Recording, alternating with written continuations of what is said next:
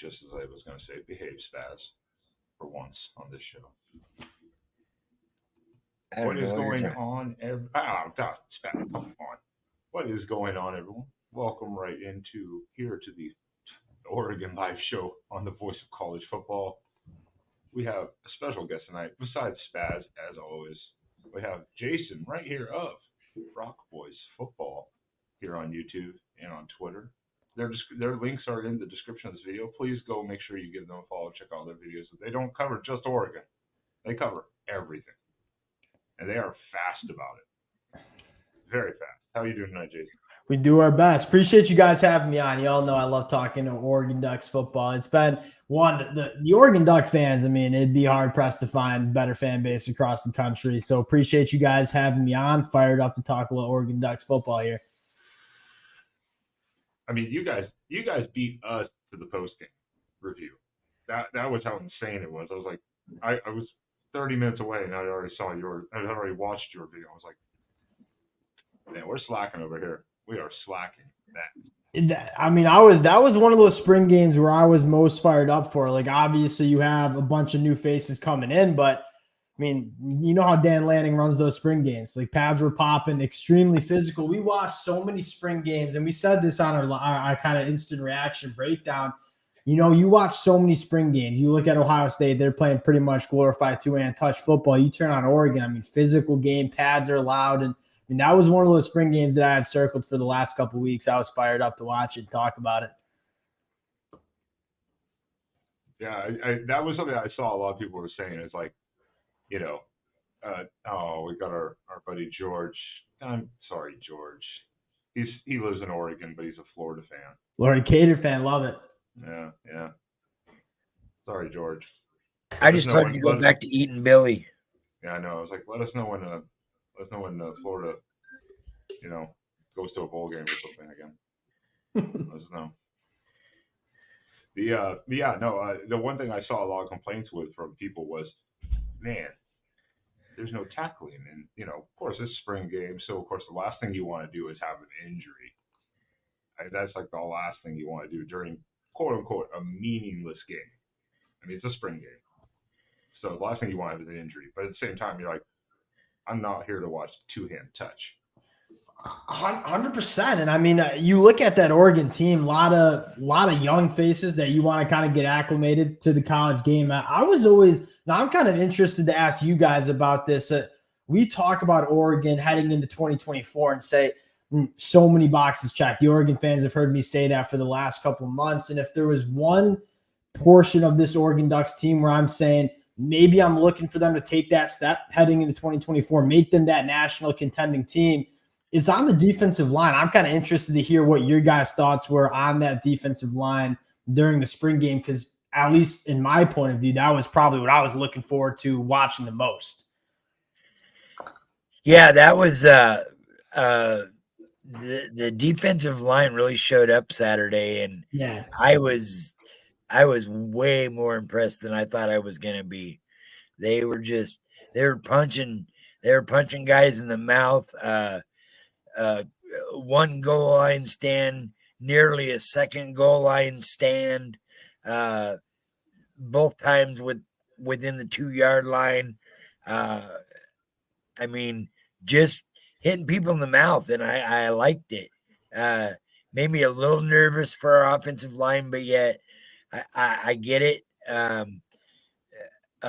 You got Johnny Cornelius and Johnny Josh Connerly Jr. Josh Connerly, yeah, they were getting taken pretty good, and I like it. But Johnny, I met that kid Friday night.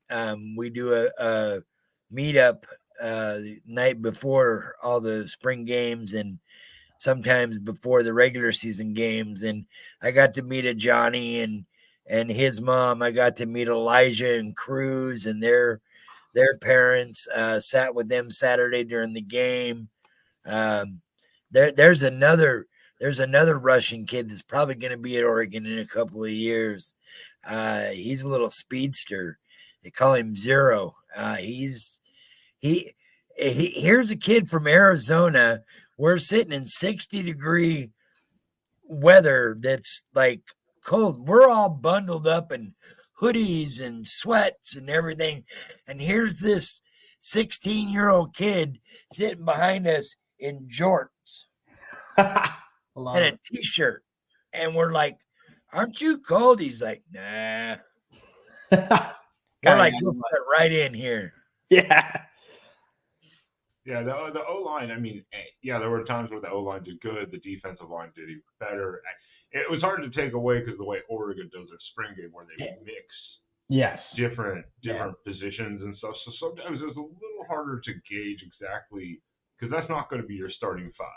Yep. Necessarily on the line right there. And, you know, they're just trying to test and see what happens, who gets beat, where can they teach and coach at. And so there were very good things on both sides. Because I will say, like, the O-line did great for the running backs for the most part, especially, and as I said it multiple times, I maybe am gushing a little bit. Jay Harris is a monster beyond belief, that more than I thought he would be even. Yeah. I knew he was a big guy, but that dude, I was like, oh, that's a monster. And that's one of the things that I was thinking about is, like, you look at last year, and we said this, like, not a shot at Bucky Irving, like, phenomenal running back for Oregon last year. But, like, you look at this running back room for Oregon in 2024, physical guys, thick lower halves, like, it's going to be a little bit of a different brand. And you look at some of these teams having to tackle guys like Jay Harris, Jordan James, 40-plus times a game. I am excited to see what that kind of that physical element of that Oregon running game is going to be in 2024. And again, not that Bucky Irving wasn't a physical running back, but I mean, he was a smaller running back. He ran hard for his size, but you look at Jay Harris, I mean, that dude is a monster. And I think he's going to be downhill. I think you're going to see a real physical rushing attack for this Ducks team in 2024. Yeah, because we didn't even see, you know, Noah Whittington is still getting over like an injury. Yeah. So, I mean, you've got 1, 2, and 3 running back right there. And then even Lamar did really good. And then they put Sadiq was most effective on, just like in the bowl game against Liberty, on like a jet sweep, basically. Yeah. I mean, or fly sweep, whatever people want to call it. I mean, if Sadiq doesn't get 3 or 4 snaps a game in the backfield, there's something wrong. After what I seen Saturday, he could definitely be that extra weapon that people are not expected to have to deal with. Yeah, he's one of those guys in Kenny Sadiq where just like get him a few touches a game. Like he's going to do something special. He's one of those guys that you figure out how to get him involved. And again, you have your tight end 1 in Terrence Ferguson, although Oregon likes to play a little 12 personnel, 2 tight ends on the field. That's an opportunity to get Kenny Sadiq involved. But I am totally with you. Like you have a guy in Kenny Sadiq, I think from South Dakota or something like that. I mean, get him involved in the game. And you guys can fact check me. I'm pretty sure he's a top 100 recruit coming from one of the Dakotas or maybe Idaho. But that's a guy that you got to figure out a way to get involved in. To Will Stein's credit, I mean, not many better OCs in the country at getting his guys involved in a game plan than Will Stein. Kenny Sadiq's been a guy that my brother and I have talked about for weeks at this point, fired up for him in 2024. Yeah, because we didn't see Herbert on the field either. He's I don't know if he's dinged up or whatever. He really wasn't on the field at all. Yeah. I mean, and obviously that's the number 2 tight end behind Ferguson. And Ferguson had some unexpected random drops. That was kind of a little – I think it's some rust maybe. I don't know what it was, nerves and rust. I don't know because that's not normal for him. Yeah, I am worried about Terrence Ferguson. I don't think we'll see that in the fall. Not at all. Evan Stewart had a couple good grabs. I would say Tez Johnson had some, but that's to be expected. He took some of those right out of the air because Dylan Gabriel was a little off on his throws. I think it was the pressure, and he was a little high. But what do you expect after 14 practices? Yeah. And then put in a game situation? That's not a lot of time. Yeah, I thought you saw him settle in a little bit towards the second half, but I'm with you. A little rocky early. I'm interested to hear your guys' takes. And my brother and I have been kicking this around. Like, how does this wide receiver room shake out where you have – I mean, so many different guys that do so many different things. I maybe put you on the spot here. Come on to your guys' show, put you guys on the spot. I'll say, who do you think is the leading receiver for this Oregon Ducks team in 2024? I think we got 3 or 4 guys. Yeah. I tell you, the one that came out and shocked me was Kyler Casper. He had a phenomenal spring game. Yeah. That touch in the corner there in the end zone that was called no good was he clearly drug that toe in. Yeah, they were like, are we going to nope, we don't have replay. Okay, well, no it is replay what it for the is. spring game. But he clearly got his foot in. That was clearly 6 in any other game. He had some nice blocks on the edge. Played some caught some phenomenal passes. The catch he had inside the 5 was just right on the sideline there was phenomenal as well. And Jurion Dickey again, he had some catches, got to get some reps. I think Dickey will get some reps, but I don't think it'll be as many this year. But who knows? He could get more reps. The spring game might have just been, him finally getting his feet in the ground and getting going. You got to start with Tez and probably Gary Bryant and Jurion and Casper. I mean, Casper probably landed himself some good reps going into the fall. He's going to be a hard guy to keep off the field, like from what you saw on Saturday. And it's a good problem for Will Stein to have, but you got, 5, 6, 7 guys that you want to get opportunities. I think it's Tez Johnson. Like, you look back at Dylan Gabriel at Oklahoma, he loved the slot wide receivers. Like, Drake Stoops and him were best friends all year at Oklahoma. And I look at Tez Johnson as, no disrespect to Drake Stoops, just the souped up Drake Stoops. He's just a better player, does a very similar game. Dylan Gabriel likes to get the ball out quick, on time, accurately, get his wide receivers opportunities to operate after the catch. And I don't know if there's a better wide receiver for Dylan Gabriel to work with than Tez Johnson in terms of what he can do after the catch. You didn't, and no one even said anything about Trayshawn Holden still. It's almost too much of a problem, a good problem to have. Yeah. It's like, well, which one? Because if you double Tez Johnson, just put Gary Bryant out there or Trayshawn Holden and run the other routes. And we can't forget about Evan Stewart. I was going to say, Evan Stewart's the guy that about 12 months ago, I was saying was one of the top 5 wide receiver in the country after his true freshman year at Texas A&M. And Evan Stewart's a guy that I feel like people nationally aren't talking about much because he was banged up in 2023. His quarterback play was, his first quarterback got hurt. Second quarterback just was kind of lost out there. And Evan Stewart in a good offense with a good quarterback, I think we see a guy that can catch for 1,000 yards as well.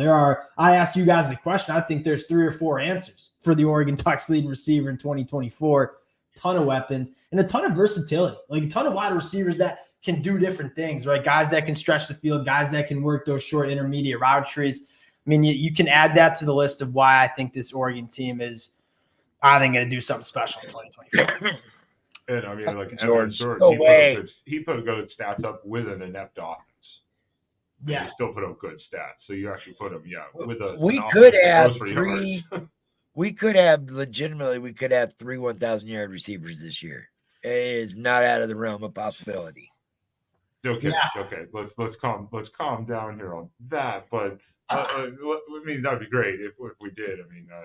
At least 2. I think there's a great chance that there's 2. Like with Tez and Evan Stewart. If you had 3 1,000-yard receivers, one, has that ever been done? I'm trying to think of that. Maybe a couple times, and you're probably the number one. You're definitely the number one offense. Have to be in the country. Yeah. Dylan's throwing 5,000 yards if that happens. Yeah, and one of the conversations too that I think made Oregon so special on offense in 2023, but also why they're going to be special in 2024 is it's a balanced offense. Like, they don't need to only go through the air to move the football. Like, this was a team that was one of the best rushing attacks in the country too last year, on top of being one of the best passing attacks. And you look at that offensive line, we started out having questions about it. I think you made a really good point. Like, yes, the defensive line won the game on Saturday. I don't have any questions about Marks about that offensive line. I think you got 2 first-round tackles, NFL two first-round NFL draft tackles in Connor Lee and Johnny Cornelius. You got a lot of experience on the inside. This is a team that they can beat you through the air, but they can also run that football. Yeah, exactly. I mean, and our defense just got even better. Yeah, and it's going to get even better this weekend. That's potential. Yeah, that we haven't even gotten to that. I mean, because like you look at even the quarterbacks, Dante Moore still did pretty good. He didn't make mistakes. So let's put it that way. He didn't force things into mistakes. Novastad looked really good, and then even Moga. I was like, how many quarterbacks can we have? Yeah, insane depth at that quarterback. Because I'm with you, Austin Novastad. I thought a guy that probably might be transferring out as they added Dante Moore, staying the course, making it happen. You talk about having one of the best wide receiver rooms in the country. This is one of the best quarterback rooms in the country too. And it's only getting better next year. Yeah, that's what Jr. Yeah. And rumor is we're also going after another quarterback to bring into the mix next year.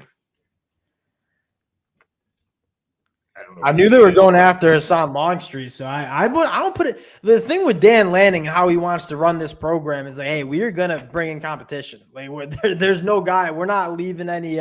If we have the opportunity to make this team better, we're gonna do it. I think they did that in the cornerback room. That's a conversation that we had. Was like, you see how loaded that cornerback room was, and they just keep adding to it, right? Cam Alexander from UTSA, Jabbar Muhammad from Washington. Dan Lanning is.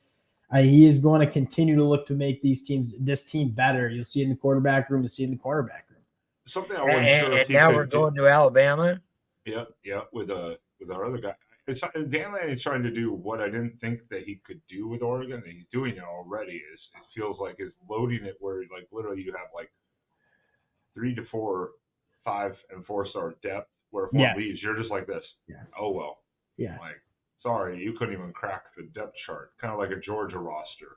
Yeah, I was going to say, where he got that from. He got that from Kirby Smart down in Athens, Georgia. Yeah, I didn't know if you could do it in Oregon, but he's already starting to do it. It's just year 3. Yeah. Going into year 3. You're starting to get the vibe that this is like Dan Lanning's team, right? The first 2 years, like from a personnel standpoint, like he's building this thing through the trenches. You can tell there's an emphasis on bringing dogs on the defensive line, right? Aiden Breland, Elijah Rushing. I thought Tyon Gray, true freshman early enrollee, big number 50, I believe. I thought he looked pretty solidly. I mean, you're looking at this and saying Dan Lanning is essentially taking the Kirby Smart blueprint, what's worked in Athens, Georgia, and bringing it to Eugene, Oregon. I think through the trenches. Yeah, that's a good recipe. And who'd they learn that through? Nick Saban. Yeah, that's right. Kirby Smart learned that's right. Nick Saban to Kirby Smart to Dan Lanning. That's a good track record there for Dan Lanning. Yeah, and Dan worked directly for Nick Saban also technically too. True. So I mean, he's definitely learned from one of the. At this point, you can't argue. I think the best coaching trees right now. I mean, in the sense of success, he's definitely. Okay, Ben, where's your football? It's right there. That's the Mike Bellotti signed football. George is just going off on it. George is just going off on it in the chat because he sold it to me, and I bought it. Still in the original box with the sticker. Now he wants you to show it to us. Okay, let me grab it. But one thing I would say defensively too, linebackers look good, and that's without Betcher. We still haven't even had Betcher potentially back in the rotation because he's busy with baseball. Yeah. There's he's a over guy there knocking home year. runs in baseball. And the secondary, like you were talking about, Jason, looked impressive despite against Casper and Stewart. And guess what? When they put those 50-50 balls, that coverage was right on top of those receivers, pushing them into the sideline or out, almost out of bounds. Like I was like, okay. I mean, it was a lot of good on good. And that's Fields with a pick between 2 receivers. Yeah. And a return of like 40 yards. Yeah, it was good on good all afternoon. And that's how you want a spring game to look. Like quarterbacks making good throws, wide receivers making good plays on the football. Know who stood out to me in the secondary, and a lot of the Oregon fans were saying this in the comments section, but Aaron Flowers true freshman from Texas. I mean, he's a guy. I personally had some question marks about the safety position. I looked at the cornerback spot and said, I ain't got no questions about that cornerback. They got 5-6 guys deep. But I look at the safety room and say, all right, Kobe Savage, I like Tasheen Johnson kicking back there. Some question marks about the depth, maybe. Aaron Flowers and potentially Peyton Woodyard coming over from Alabama. Like, you don't have many question marks about that safety room anymore. Peyton Woodyard comes in, it's a lock. It's done. Yeah. Yeah. You have no more worries. And we already got a transfer out of a DB leaving and everything like that. They transferred out because, again, are we back on target now scholarship? Yeah, we're right there. We're at 84, 85. Okay. We just had 2 more hit the portal tonight. Ben Roberts hit the portal. I was a little disappointed to see that. I thought he was playing some good football in the spring game, but that's you said it best. Like, that's when you're grabbing that much talent on the defensive line, like you're gonna have good players leave. Georgia just had an all SEC guy leaving their linebacker room. It's when you have that much talent, it's what happens. Who is that would be Kobe Savage, who did one of the biggest no-nos in football. He went to go after James, and he led with his head and instant concusso. Yeah. And that tells you about Jordan James, because Kobe Savage was laying the wood on guys in the Big 12, and Jordan James gave him a good lick at. Yeah, you don't like to see that during the spring game. Hopefully Kobe Savage is getting straight for the fall, but Kobe Savage is a physical safety, and I think that tells you a little bit how Jordan James wants to run that rock, because he wants to be physical. He wants to be downhill with that thing. Yeah, because we had the Savage family on here. Oh, yeah? About a month and a half ago or something like that. So that maybe a month and a half ago talking, and we were very excited about that because, of course, coming from Kansas State, they know how to develop players. Yeah. Players that maybe didn't have the best opportunity, but they put them in the best spot. He was on Ryan Winters last night for an hour and a half. Oh, God. Just him and Ryan going back and forth. Ryan can talk. Sometimes Ryan's really quick, and then sometimes Ryan just goes on for hours and hours. Did you see Ryan's video he put up Saturday night? I'm in it. I'm so proud of you. No, I haven't seen it. I need to go back and watch it. We were doing the live stream, and he did a panoramic view of all of us after the game at the Ranchitos Grill, and there was about 40 of us out on the back patio eating and drinking, and Ryan showed up and was BSing with us for a while, and him and his son, and he took a panoramic video of all of us from the deck. It was great. Speaking of the spring game, too, you want to talk about a tough kid? I didn't even hear it. The spring game was difficult to keep track of because there were so many new names that I had never even heard. Who they were. I was like, who? Like, look at the other running back we had, Rittenhausen.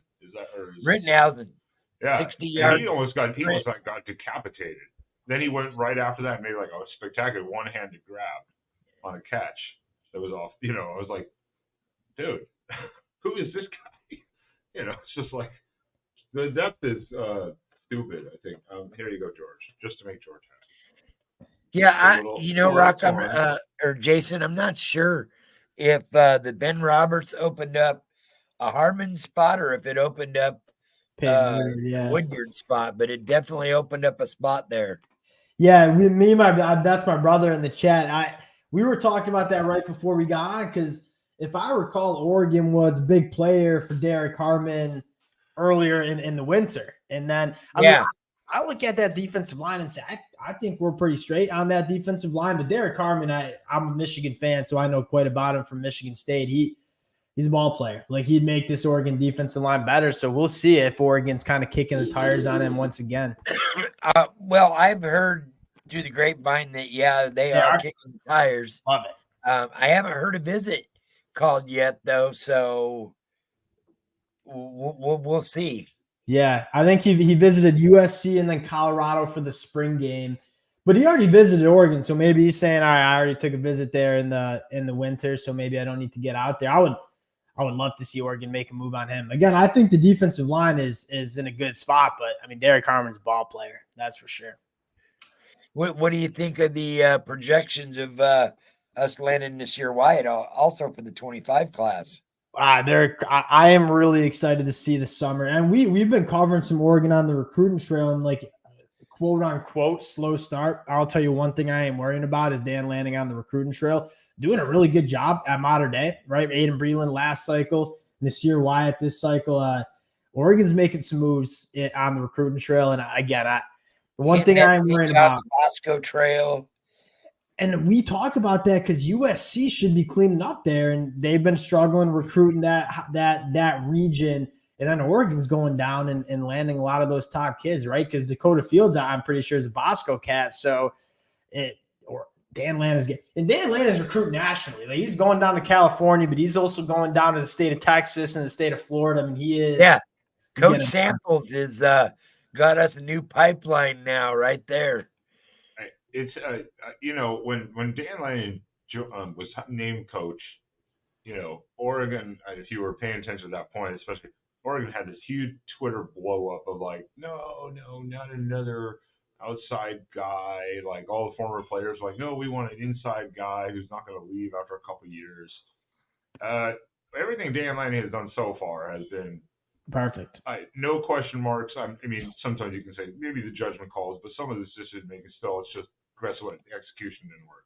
Not the call was wrong to do it, but his recruiting has been exceptional. Then he comes out this last year and everyone downplays it now and goes, he was never offered the Alabama job. But it's like, that agent, Alabama called his agent. It was like, hey, is he interested? And he straight up was like, no, I don't want it. 100%. I said this. I'll say it again. If I'm an AD in my makeup world and you're asking me to hire a college football head coach for the next 10 years, I don't think there's another name I'm calling first than Dan Lanning. He's probably the guy I want. I mean, you could throw in Kirby Smart, who's a little bit older, but you look at Dan Lanning in the next 10 years in Eugene, and I mean, he's in a great spot. Obviously, Oregon's getting right in the NIL department, and I think Oregon's got the right guy for the job here. Spaz is just tweaking over the comments from George right now. George is just losing his mind. Fucking George is just going crazy. We haven't seen George in a while, so it's good to see George because he hasn't been he's kind of hasn't been around for a while, so it's good to see George. But yeah, so speaking of, with Michigan State, you're a Michigan fan, as you openly said earlier. What does, seeing the way Oregon was this last year, especially knowing for sure, they're coming to the Big Ten, has that made you as a Michigan fan personally go, oh, God? I mean, I think this team, Oregon specifically, from a talent standpoint, I think it's a top 5 team in the country. I think no questions asked. And you talk from like a culture coaching standpoint, they got every box checked, in my opinion. Obviously, a couple bounces here and there. That's kind of what's cost them in the 2023 year. You look at Oregon and just say they're going in the right direction. As a Michigan fan, I'm fired up to have y'all in the Big Ten. Like it's just going to make this conference better. Games are going to be exhilarating. I can't wait to see Oregon in the Big House. I can't wait to see Michigan in Autzen Stadium. I just think it makes the Big Ten way more exciting. And I think Oregon's a team that you talk about the premier teams in the Big Ten. Like it's Michigan, Ohio State, the Oregon Ducks. So I put them right up there because I think this team's going in the right direction quickly. If you all have been listening to what I've been saying about Oregon the last couple months. Yeah, absolutely. We're set. We're set to really get something going in the next 3 years. I definitely think we're going to go to the playoffs this year. The question will just be how deep can we make it? Yeah, that's the question we've been kicking around. I guess I'll ask you this. Like, if you're looking at Oregon and saying, all right, this depth chart from a roster standpoint, it's a college football playoff team. Yeah, I don't think there's many people pushing back on that. For you guys, what's that thing that you're looking for in 2024 to win a national championship or get in that conversation? Yeah, the 12 team is going to be interesting too because of the way it's laid out. So you do have to play more, and so there's always that chance of instead of 2 games to get through, now you got to get through, like 3 or whatever, depending on what season you're on and stuff, or travel. It brings a whole different element now to the scenario of like how far can you make the run. I will say that Oregon's schedule, like this year, especially in the Big Ten, is not the most is not exactly the most strenuous in the sense we don't have to play a certain amount of teams that maybe would be like like an Iowa defense or whatever. It's just Ohio State host and then at Michigan. Really, those are like the two ones I think that were like, okay, let's see what happens. Michigan's defense will be right there. I didn't see them lose much in their defensive end, but offensively, I'm not sure what they bring to the table after watching that spring game. Did not look very good offensively. Yeah, we got as a Michigan fan, we certainly got our questions on the offense. I mean, you're right. This defense, maybe a little bit of a homer take here, but I think it'll be a top 5 defense in the country, like we saw last year. On offense, it's going to be a mixed bag, right? You have to replace top 10 pick and JJ McCarthy.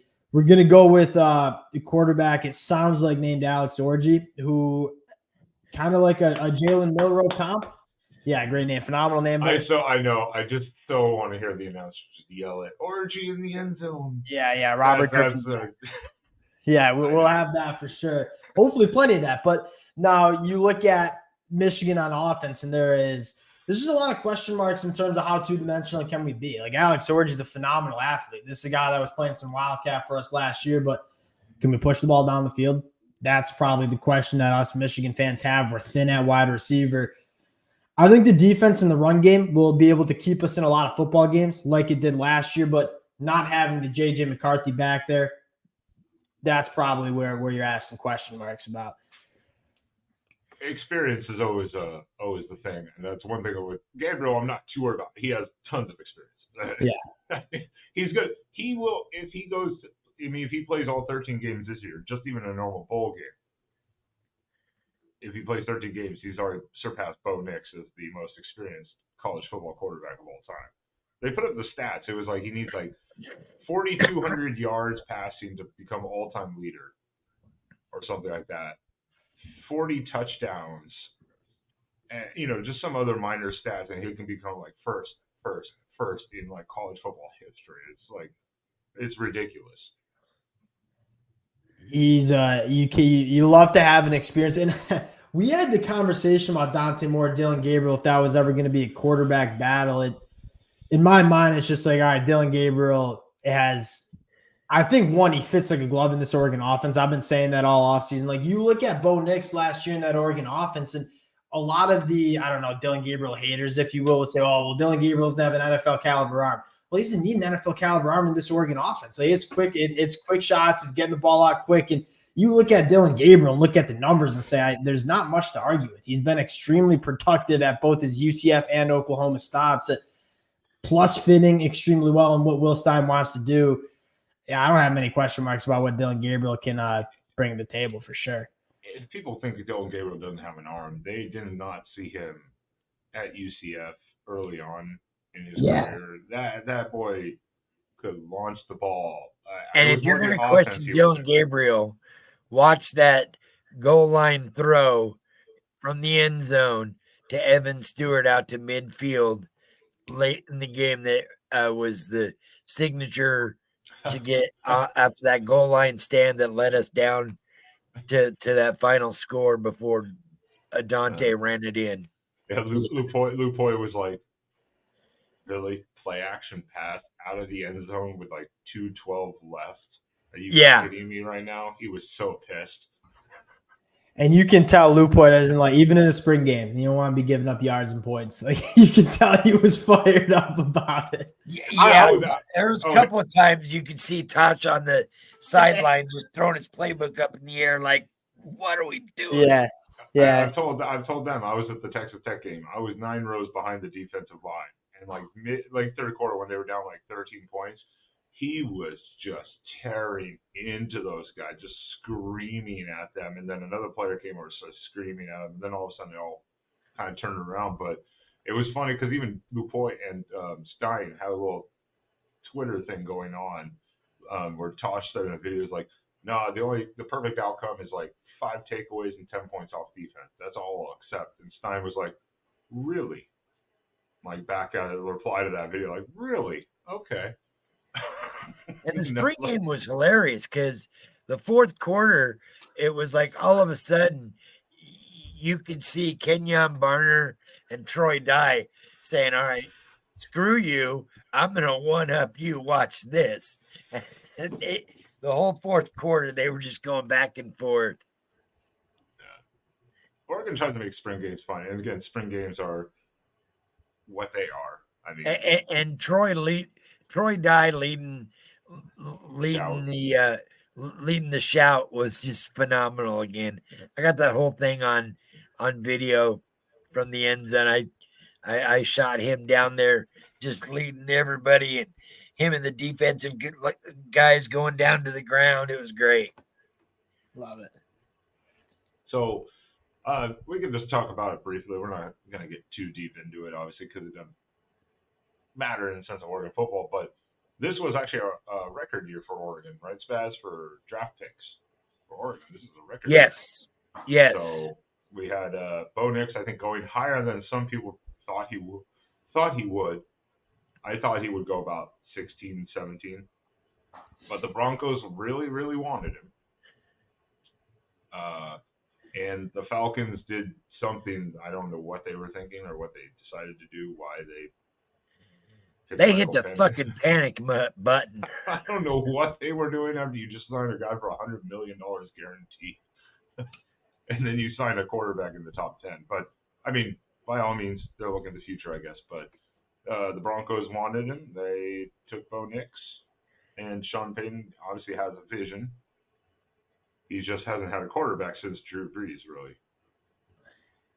And Bo Nix is very much a Drew Brees style of quarterback. Fits right in Sean Payton's wheelhouse. 100%. I think that's why you saw him take him at 12. You know, like I think that's what I want my offense to look like. I think Bo Nix can do it. Because again, I think a lot of people are saying, "Oh, that seems a little rich for Bo Nix." I think Sean Payton's saying, "Hey, this is the offense I want to run. Bo Nix is the quarterback to run that offense." And I mean, it's hard to argue with what Bo Nix put on the film the last 2 years, specifically in that 2023 season. I think a lot of people have trouble getting the Auburn film out of their heads, quite frankly. But you look at Bo Nix at Auburn, the horrible offensive line in the SEC. It's like he didn't stand a chance. I don't think there's many quarterbacks that could have made it work with Brian Harsin in the Auburn. Wasn't that a Gus Malzahn? Well, Gus Malzahn, but then he had different OCs. Was it Gus Malzahn back then? All right. Yeah, his first one, but then he had different OCs. Yeah, and it was like that's hard for any quarterback at any levels when you're changing offenses every year. That's why when Stein came in, he said, "Hey, I'm not going to fix what's not broken." They said that they had a private workout with Bo the day after 2 days after his pro day in Eugene, and they gave him the playbook overnight. The next morning when they came into town to do the private workout, he had that offense. He had the Sean Payton offense memorized and was out there just shooting darts. Yeah. And that's why they decided to go with Bo. I think that's what made Bo Nix so special in 2023. I mean, you talk about having command of the offense. You talk about like making your decisions quickly, knowing what you're doing, knowing what you're looking at. I don't think there's a quarterback in the country that was in more command of his offense than what Bo Nix was with Oregon. I think that's partially what makes him such a special quarterback.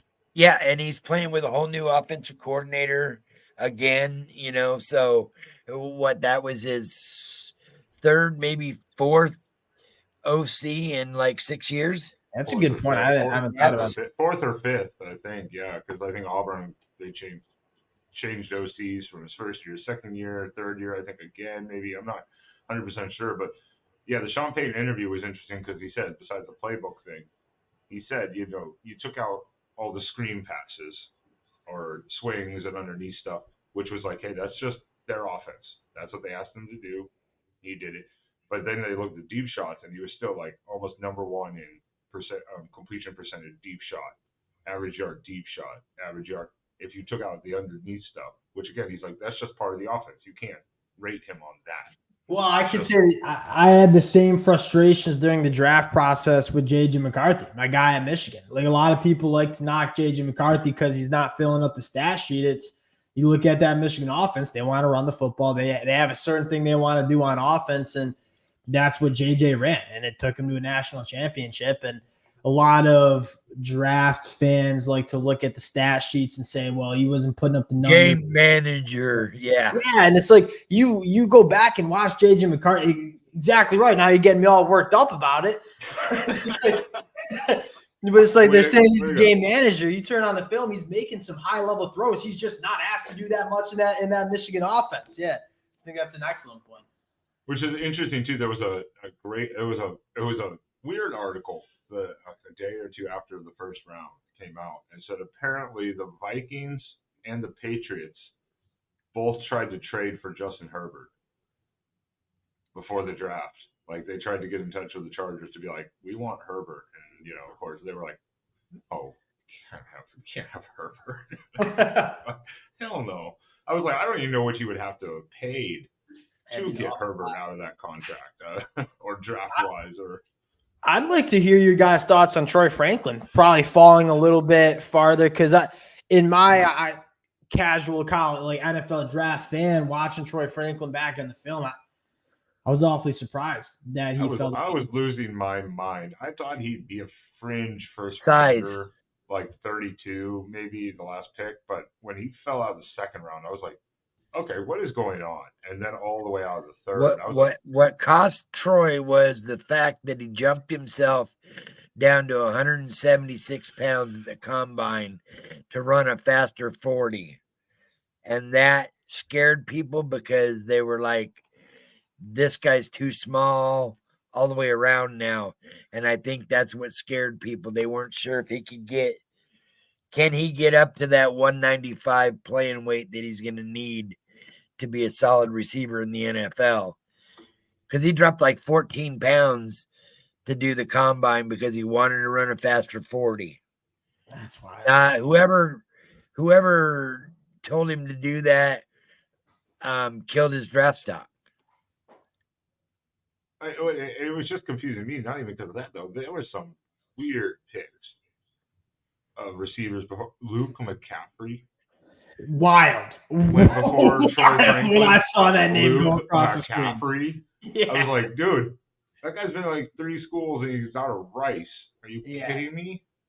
Like there was some just wild picks going on randomly. I was like, but then the Broncos traded up a spot to grab Troy at the beginning of the fourth, and I was like, because they were like, oh, he's still there? Well, hell yeah, let's grab him. I mean, why not? There's another offensive guy. We've already addressed their, I believe it was their linebacker position. So they did. I thought Bucky went a little more higher than I thought he would. I didn't think Bucky would go in the 4th round. I thought he'd go in about the 5th to 6th. So that was good for Bucky. Bucky was projected 3rd, so mid-3rd. So was he projected that high? I didn't even really look at the projections. I thought he was going to go 5th or 6th just because he is a smaller running back, But he's a bruiser, and that's why a lot of people picked him. Man, he runs that rock hard for his size. I also think that in the NFL, like having that pretty plus pass catching ability out of the backfield, like that's a trait that probably some NFL teams were like on a Bucky too. And he went to Tampa Bay. Okay. And then the 4th round, it was like duck, duck, duck, duck, duck. Like all of a sudden, all the ducks just started getting picked off by the teams. I was like, when did Powers Johnson go? Sorry to interrupt. Second round. Yeah. Okay. Yeah. I loved him. I think he's such a stud. Oh, did you remember Spaz at the end of the? Well, you probably saw it too, Jason. Then if you're watching the spring game, Dante Moore when he did that rushing touchdown at the very end. Yes. He got lifted up by Jackson Johnson. Yeah, that was a lot. He wanted to test it out. He's like, let's see what this is. I'm a massive fan of Powers Johnson. So you had Powers Johnson, Bucky. I'm trying to think of the other draft picks you guys had. I should have pulled up the list. We had Kyrie Jackson went. He went a little lower than I thought too. I thought Kyrie Jackson was a stud all of 2023, but I think he won fourth or fifth? Fourth round. Yeah, we only had one guy going to fifth. 5 guys picked in the 4th round. Yeah, I remember that because it was a bunch of Oregon. It was a little run on the Oregon Ducks there. You had a few guys that could have gone to the NFL draft and probably gotten picked too, right? You guys said you set a record. I mean, Terrence Ferguson probably would have been a day 3 pick. Jordan Burch probably would have been a day 3 pick. Yeah, it was huge to bring them back. We had a couple Camden Lewis went to Denver on a free agent deal.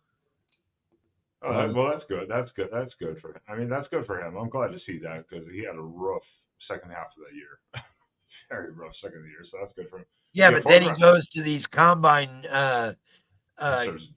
kick things and hits 60-yard field goals and shit. Yeah, I don't. That Washington game broke him. But the 4th round, yeah, you had Troy Franklin.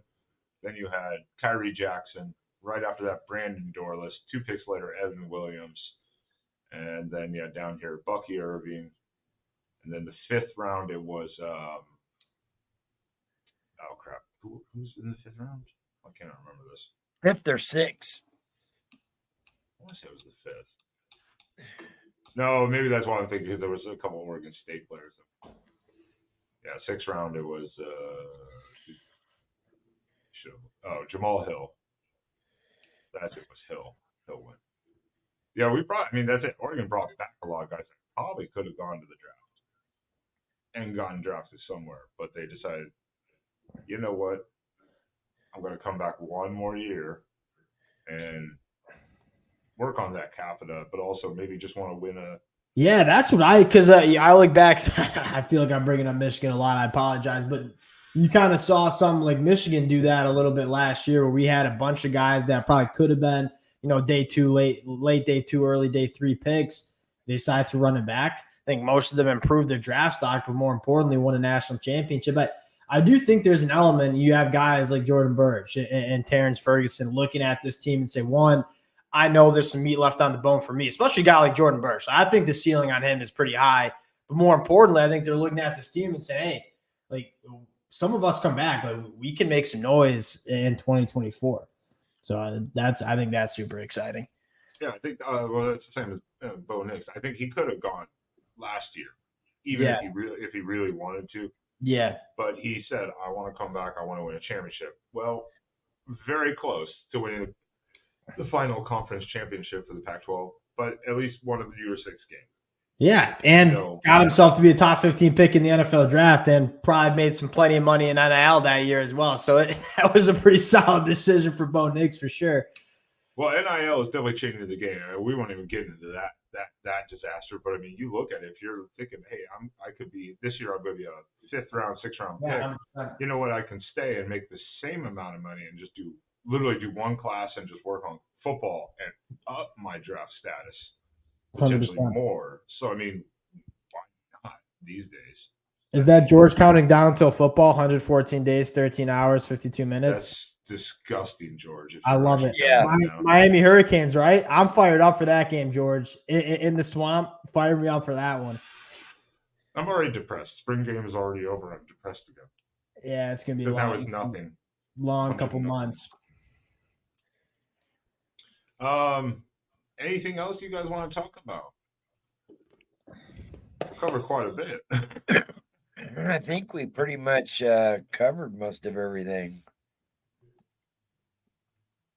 Yeah, I think what about you, Jason? Anything you want to bring up specifically about the Oregon program? Because again, you guys have been killing it over there.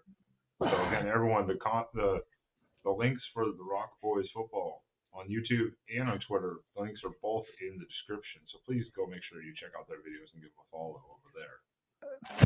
my brother he's just egging you on now. He's like, hey, he just wants me to talk Oregon ball all night. Though we talked about him, man. I think he's a stud. We spent all off season talking about guys like Mateo Yu and Blake Purchase. I thought Tatum looked awesome. Like he's a guy that I think also great. I mean, that's it. We didn't bring up little DJ. Oh my God. I just stick to Mateo Yu. I've learned. Yeah. You're talking about DJ Mateo. I just stick to DJ Yu, Mateo Yu. I still screw that name up. I cannot get it. I don't know. But yeah, I mean, they didn't even talk about him, and he's coming back, obviously, and I think will have a much bigger role this year. I mean, that's it. The D line and the edges, I'm just waiting to see them get loose because spring game you don't see blitzes, you don't see exotic packages, you don't any of that. So yeah, I think that's what's most exciting is a lot of those are going into Did you see the Shador tweet yesterday about the teammate? Yeah, that was a wild one. I saw there was a bunch of Twitter storms going on. Well, what do you think? Was that a bad move for a leader of a team? Yeah, probably. Yeah, the way I wouldn't have gone about it that way. Let's put it that way. I think that's not. I wouldn't be going back. And I mean, the guy's not on your team anymore. I don't think. What does he get out of tweeting at his former teammate? Not how I would have done it. I can see why people were getting fired up about it, but hey, they're doing a lot of offseason talking. We'll see if they can. Back it up on the fall on Saturdays. Yeah, because they have to deal with different teams now too. It's like Oregon. Yeah, when you change any team changes a conference, you never know exactly what's going to happen. I mean, look at certain teams that have fallen off, hard when they change a conference. So you never know what's going to happen, but yeah, we'll see how they do. Talking about Colorado, that's an interesting program. They're doing stuff some different ways, so we'll see if they can figure it out. All that matters is I don't have to get a Buffalo tattoo because apparently everyone was saying they're going to win 10 regular season games, so I made a bet. I was like, if they do, I'll get a Buffalo tattoo. In 2023 or 2024? 23. 23. Free money. Yeah, easy. I took that bet, but I was a little nervous, though, too, because I was like, and once they got 4-0. I was like, watch. Not even. I think they might win 6 games this year. They made some moves. I will give them credit. I think they got better in the transfer portal. My question is, we don't need to go that far into Colorado, but I mean, they took, I think, 8 guys in their 2024 high school recruiting class. And so, what does this team look like in 2025? I think it's a quality football team in 2024. I mean, we've been talking about, I think they made some improvements on the offensive line. Shador Sanders, for all the talk, he's a solid quarterback. I don't think anyone's arguing that. What does it look like in 2025 when Shador goes to the NFL draft, Travis Hunter goes to the NFL draft? A lot of these guys are graduates who have 1 year of eligibility. You're not recruiting the high school ranks. That's one of the things we talked about with this Oregon team is this is a team that's set up to compete in 2024, compete in 2025, 2026. They're setting this team up for long-term success. I think that is probably the opposite of what Colorado has been doing. So we'll see how that plays out. I think they can be a solid team in 2024. My question is, what does it look like in 2025? Yeah, what's it look like going forward? What do you recruit? It won't matter because Dion won't be there. That's what a lot of people are saying, and quite frankly, I agree. I don't think he's making an effort I think he's making an effort to make this team as good as he can in 2024, and then we'll see. He says he's staying, so we'll see how it plays out. But I do have some question marks about the future of Colorado, 100%. Because it's just it's a whole different. I mean, let's put it this way: it's a whole different building block he's trying to use. He's using everything in the right way, his advantage, but in the sense of long term, is that sustainable? Yeah, there's no long term recruitment. That's kind of what I'm looking at too. So we'll see. That's why, especially O-line, you need the continuity. That's why the best O-lines usually play about 3 years together. It's a damn good point. And I think that's why you probably, because what you look at that Colorado offensive line last year, which was not good. It was 5 new faces on that offensive line. I think they had 1 guy from the Colorado team in 2022. So that could explain why it struggled. We'll see if they can figure it out this year. But they got a bunch of new faces again. But I think they're better players. But we'll see if you're right. I think you made a good point. Can they gel and be a good unit? That'll be the question. So yeah. One thing I think Dan does a really good job of. He makes an emphasis to have players over all the time. I think they said during the spring game he'd had every player on the roster over at least 3 times since January. Yeah, I think I did see that. Or something Man, he's just doing everything right. Yeah, I agree. That's a lot. That's a lot of guys over at your house. Yeah. Well, he's got a nice dig up there, so he can get those guys at his house. Yeah. That house is something else. Well, all right then, gentlemen. All right. As from us to you, one, definitely appreciate Jason coming on here from Rock Boys Football. Let me remove this and I'll save this. Please do make sure to check out Rock Boys Football. One, they do just all football in general, especially college, obviously. But they've been talking a lot of good Oregon Duck football over there, and obviously a lot of Big Ten too, obviously. So we're looking forward to going to the Big House this upcoming year. Hell yeah! Hopefully, it's a repeat of 2007. We'll have to have you. We'll have to have you guys back on again. 100%. We'll do that. 100%. That'd be awesome. Could be like a live post game or something like that. Yeah, 100% down for that. That'd be awesome. So make sure to check them out here on YouTube, Rock Boys Football, and then on Twitter, and the links are in the description of this video. And oh wait, Spaz, I forgot. Dun dun dun. It's ranting with Spaz. What do you have to rant about quickly? Well, tonight's rant is basically my experience at the spring game this year was quite extraordinary. I got to attend one of my first tailgates in a while. It's been a few years since I tailgated, and I was at one of the premier Oregon tailgate spots with T-Rob and some of the guys, and shout out to T-Rob. He puts on a great tailgate. You can find him on Twitter at T-Rob. He's a great alum. He's a great host. We had a great time, had a great weekend. Got to hang out. My favorite story was Saturday morning. I'm hungover, hanging out, trying to find a seat.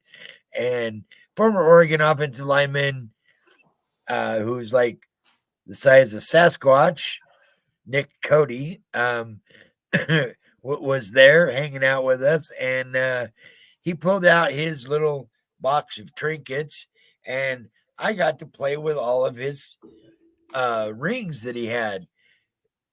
The 2014 national championship runner-up ring.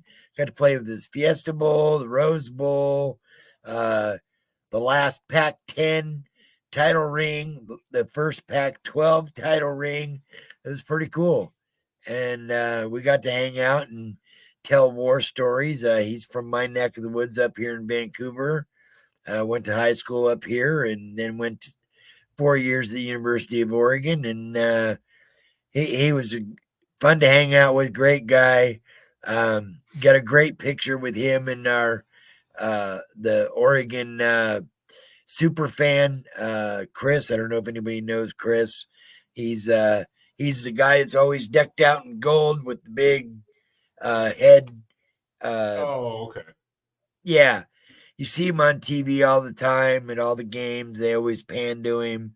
Got a picture with him and Nick in the background behind us doing the drop in. It was great. Just spring game was phenomenal. I look forward to attending some more tailgates and having a good time. I'm really excited about this season. I hope you got Nick's info. He does a live stream too. Yes, Nick will be on sometime in the near future. Yep, I have all his info, and we talk on a regular basis now. I found out he's a wrestling fan, so we talked a lot of wrestling. He sent me his Stone Cold comedy show he did. Yeah, he's a character. Nick Cody is hilarious. One of the funniest guys I've ever met in my life. Yeah, I've watched his show. He's quite a character. He is. He has a personality too. I think you have to as an O lineman sometimes. That's how you shake it off. But all right, everyone. Once again, please do make sure to go check out Rock Boys Football here on YouTube and on Twitter. Follow them. give him a shout out from the Oregon base. So, Jason, we appreciate you being here on the Ducks Live Show. Appreciate you guys, man. It was a blast. And we will be here, not next week. I think we'll take a week off. We did 3 shows this week, so we're going to take next week off probably because there's going to be a little dead period. Then we'll come back and we'll be able to talk some other news. So for everyone else, please make sure to check in us Tuesdays or Wednesdays at 9 p.m. Central right here. So make sure to subscribe. That notification bell is very important so you see when we go live and you get the show notifications. And other than that, I see some comments coming in. Oh, I was waiting for your brother to be like, no, I have one more question. You were gonna be like, no. I gotta take my butt to sleep. Oh, I know. Yeah, you're East Coast, so I was like, is 9 o'clock okay? All right, everyone. You guys have a great night. We will see you in a couple weeks with some updates from the transfer portal and just more good things, all Ducks. Once again, thank you, Jason, from Rock Boys Football. Appreciate you guys. Quack. Quack.